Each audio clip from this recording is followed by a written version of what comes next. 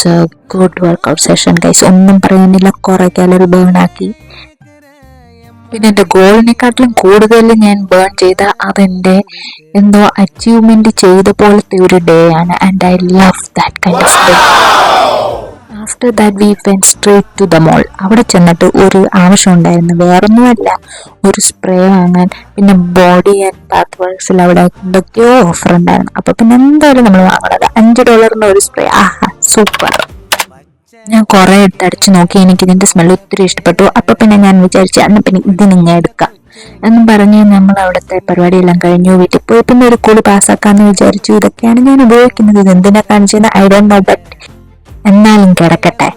ഇതാണ് നമ്മുടെ പുട്ട്. ആഹാ, ആയിരുന്നു കണ്ടില്ലേ. എനിക്കാണെങ്കിൽ പുട്ടും കടല is my favourite thing ever. എൻ്റെ ഫേവറേറ്റ് ബ്രേക്ക്ഫാസ്റ്റ് ആണ്. അതിൻ്റെ കൂടെ ഐ ആഡഡ് 2 മുട്ടാസ്, പ്രോട്ടീൻ. അപ്പൊ ശരി, നമ്മൾ കഴിക്കട്ടെ. ബൈ.